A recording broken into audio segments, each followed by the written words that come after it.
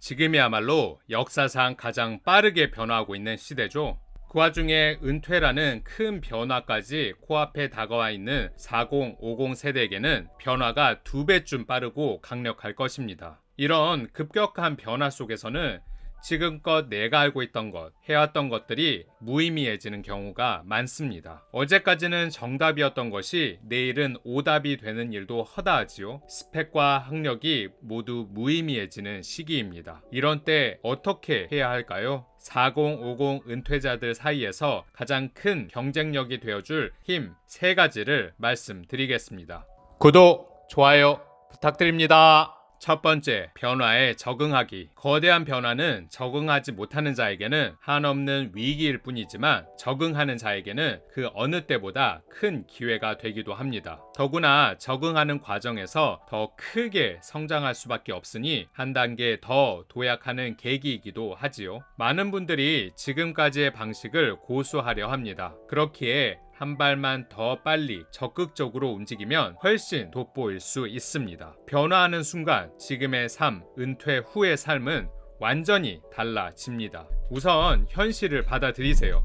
변화에 적응하려면 우선 현실을 받아들여야 한다는 것입니다. 그래야만 나의 정확한 위치를 인식할 수 있습니다. 나의 자산은 어떤 것인지, 내가 가지고 있는 능력에는 무엇이 있는지, 그게 현금 흐름을 만들기 위해서 유용한지 등등이요. 회사만 다니다가 나온 사람들이 가지고 있는 능력은 그 회사에서만 유용한 경우가 많습니다. 그래서 냉정하게 현재의 모습을 직시해야 합니다. 그런 현재의 모습을 봤다면 직접 그 변화 속으로 뛰어들어 능동적으로 적응해 나가야 합니다. 수동적으로 변화에 맞춰가는 게 아니라 내게 다가온 상황의 변화, 시대의 변화를 모두 고려해 그 안으로 기꺼이 뛰어들어 적응하는 것이지요. 이는 자신이 변화를 끌어가는 사람이 될 수도 있다는 의미입니다. 물론 변화의 한복판에 뛰어들어 능동적으로 변해가는 것은 무척 고된 여정일 수 있습니다. 하지만 세상에 쉬운 일이 있던가요? 회사에서의 삶은 어떠셨나요? 힘들지 않았나요? 만약 회사 생활이 그저 편하고 쉬웠다면 그건 행운이자 불행이었을 것입니다. 회사를 다니는 동안에는 편했을 테니 행운이요. 그 테두리 바깥으로 나오는 순간 당금질될 기회 없이 세상에 내던져지니 불행이라 볼 수 있지요. 젊은 시절에야 좀 서툴러도 됩니다. 누구나 젊으니까 그렇다고 이해를 해주지요. 하지만 은퇴 후 홀로 서기로 나선 중년층에게는 누구도 그런 것을 눈감아주지 않습니다. 그야말로 전쟁 같은 경쟁을 치러야만 하지요. 편한 길만을 찾고 있다면 외람된 말이지만 그건 도둑놈 심보라고 말하고 싶습니다. 능동적인 적응을 하기로 다짐하셨다면 고정관념을 벗어 던지십시오. 뉴욕타임즈의 의학 및 건강 전문 기자인 바버라 스트로치의 저서 가장 뛰어난 중년의 뇌에 따르면 중년이 나이 때문에 머리가 굳었다는 것은 그저 고정관념일 뿐이라고 합니다. 중년들의 뇌를 깊이 있게 연구한 이 책에 따르면 어휘와 언어, 기억, 공간 정형, 귀납적 추리 등 여러 부분에서 최고의 수행 능력을 보인 연령층은 40에서 65세라고 합니다. 또한 40년간 6,000명을 대상으로 진행한 실험에서도 인간의 정신 능력 6가지 중 4가지에서 중년층이 최고 수준의 능력을 발휘했습니다. 이 밖에도 책에는 중년의 뇌가 결코 10대나 20, 30대보다 떨어지지 않는다는 여러 가지 근거가 담겨 있습니다. 중년들의 뇌는 결코 청년들 못지않고 어떤 면에서는 더욱 뛰어난데도 고정관념 때문에 이를 인식하지 못합니다. 이 고정관념이란 것은 한번 생겨나기 시작하면 쉽게 떨쳐내기 힘듭니다. 특히 나이가 들수록 더 오랜 시간, 더 많은 고정관념이 박히게 되어 40, 50 세대는 젊은 세대에 비해 고정관념에서 자유롭지 못한 경우가 많습니다. 중년은 머리가 나쁠 거라 믿는 것도 매우 강력한 고정관념에 사로잡혀 있기 때문입니다. 나이가 들수록 머리가 나빠진다는 그릇된 고정관념 말이죠. 사람은 나이가 들수록 모든 장기와 뼈, 근육 등이 퇴화한다고 합니다. 점점 발달하던 기관들이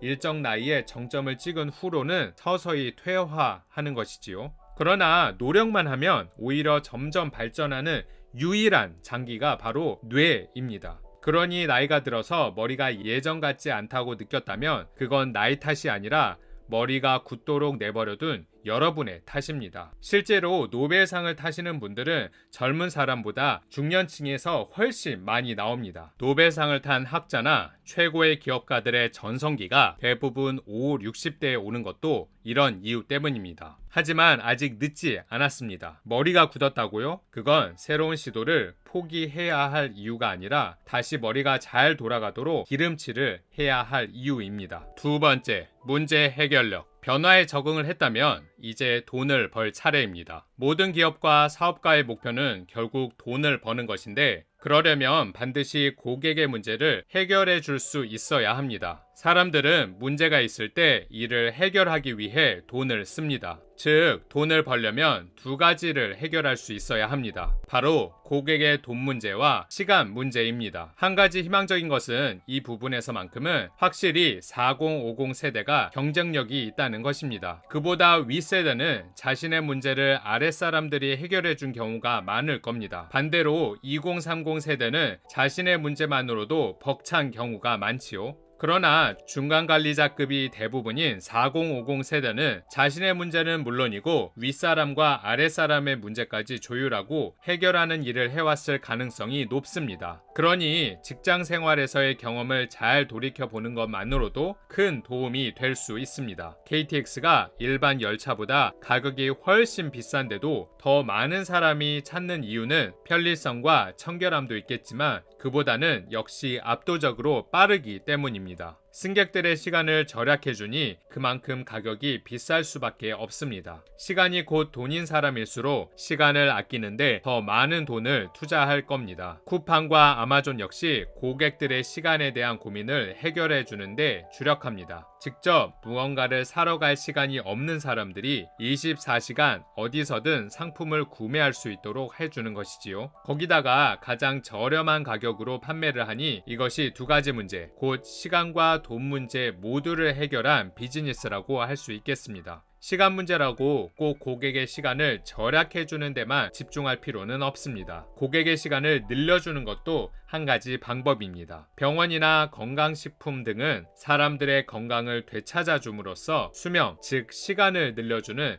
대표적인 영역이라 할 수 있습니다.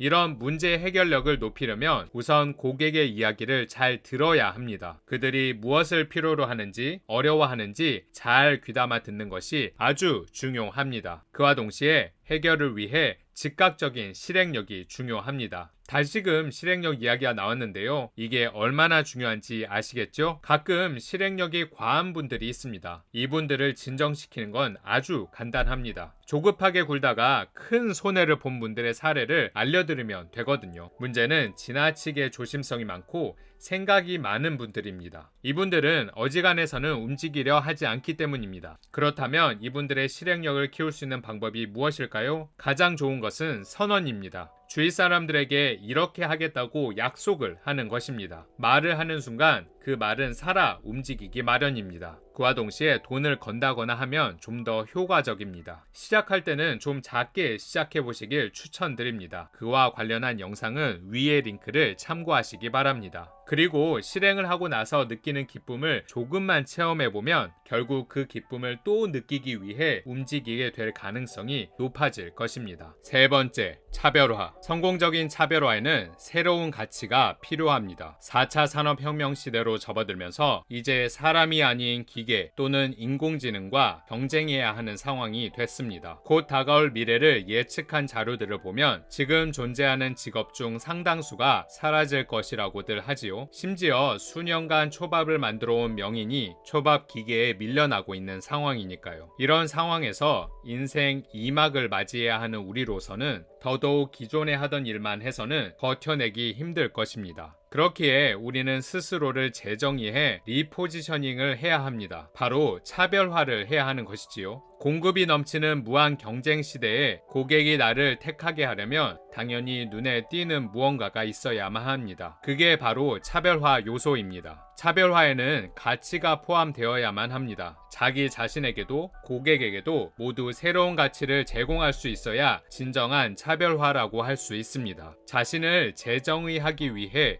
가장 먼저 해야 하는 것은 무엇일까요? 당연히 지금의 상황을 정확히 파악하는 것입니다. 어떤 강점이 있는지, 내가 하려고 하는 일이 무엇인지, 그와 관련해서 나의 지식이나 노하우는 어느 정도인지를 명확히 알라는 것입니다. 차별화된 컨텐츠로 승부하세요. 남들과 차별화되는 가장 쉽고 빠른 방법은 자신만의 컨텐츠를 만드는 것입니다. 또한 이는 부자가 되는 기회를 마냥 기다리는 것이 아니라 능동적으로 그 기회를 만들어가는 방법이기도 합니다. 제가 부겔스를 운영하게 된 경험을 바탕으로 설명을 해보겠습니다. 타이탄의 도구들이라는 책 아시나요? 거기에 보면 이런 문구가 나옵니다. 자본주의는 희귀하고 가치 있는 것들을 보상해 줍니다. 2가지 이상의 괜찮은 능력을 결합해 자신이 보기 드문 존재로 만들어야 합니다. 그때 우리는 1등을 이길 수 있습니다. 저는 김승호 회장처럼 월등한 경영인이 아닙니다. 부동산에 특화되어서 거대한 부를 쌓은 사람도 아닙니다. 주식 투자를 잘해서 몇백억을 번 사람도 아닙니다. 책이나 블로그를 잘하는 사람도 아니었습니다. 쉽게 이야기해 저는 각 분야에 0.1%에 들어갈 정도로 월등한 사람은 아니었습니다. 그러나 이 여러 가지를 조합하니 보기 드문 존재가 될 수 있었습니다. 직장에 다니면서 매일 새벽 4시 30분에 일어나 부동산, 주식, 암호화폐를 10년 가까이 지속적으로 투자하고 매주 최소 2-3권의 책을 읽으며 정리하고 이를 블로그로 운영해보고 카페에서도 활동해보니 조금은 다른 사람이 되어 있었습니다. 그렇게 살아오다 보니 자산을 늘릴 수 있게 되었고 이렇게 유튜버로서 살 수 있게도 되었습니다. 많이 하면 쉬워지고 쉬워지면 탁월해집니다. 스스로를 재정의하고 차별화하는 것, 이를 가치 있는 컨텐츠로 만들어 널리 알리는 것 모두 중요한 일입니다. 하지만 잊지 말아야 할 것이 있습니다. 어떤 일이건 꾸준히 지속적으로 하지 않으면